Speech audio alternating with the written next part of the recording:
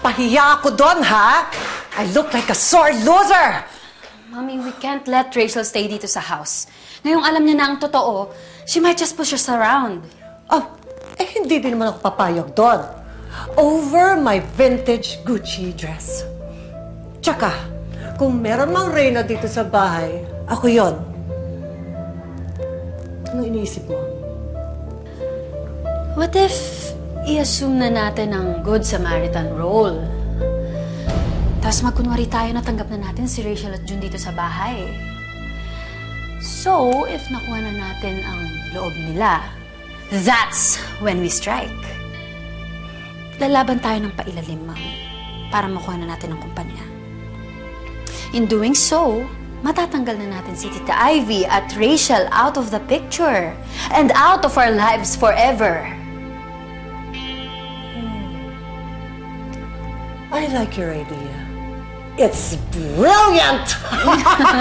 Mana ka talaga sa nanay mo. Galing-galing. Angkong, para po sa inyo. Pinag-ipunan po namin ni June yan.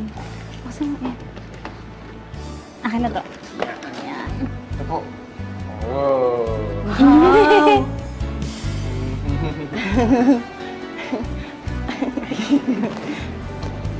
Balik ko po muna. Tita Ivy. Oh! Kanina pa namin kayo hinihintay. Saan kayo galing? Salamat. At parang ang dami niyo naman pinamili.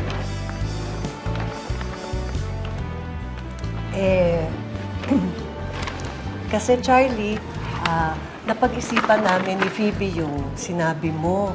And you're right. We're a family. We should live peacefully.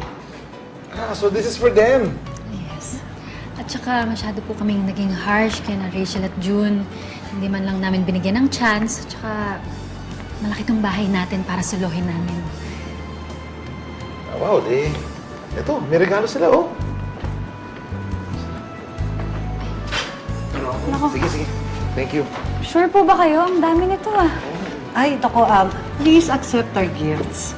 Isa-isa naming pinili yan para sa inyo. Kung pwede, parang peace offering na namin yan. Thank you po. Why the sudden change of heart? I find this very suspicious. May binabala ka ba? Little sister naman, wag mo naman sana masamain yung gesture namin. It's the only way para makabawi sa inyo. Ivy, sana patawarin mo ako sa lahat ng ginawa ko sa'yo. I've been very harsh. And I really shouldn't be. You're my sister. Sana maging friends tayo. If it's not too late. Oo naman.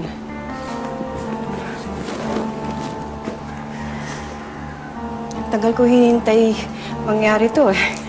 So, do you forgive me? Of course, I forgive you.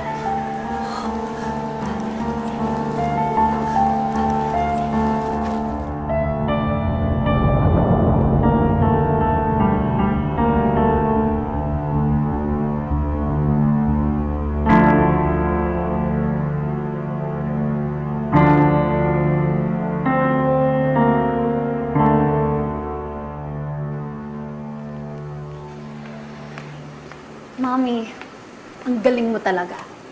Ay, naku, alam mo, best actress ka eh. Kulang na lang magkaroon ka ng award sa FAMAS. Well, hindi lang naman sa pagiging kontrabida bagay ang mga kilay ko. I can be a sympathetic sister. Pero hindi nga, Mommy. Sobrang galing mo. Napaniwala mo sila. At imagine, kinagat nila agad yung actingan portion natin. How gullible of them, di ba? Well, we just have to keep this up. Sooner or later, makukuha din natin ang matagal na nating gusto. Diba?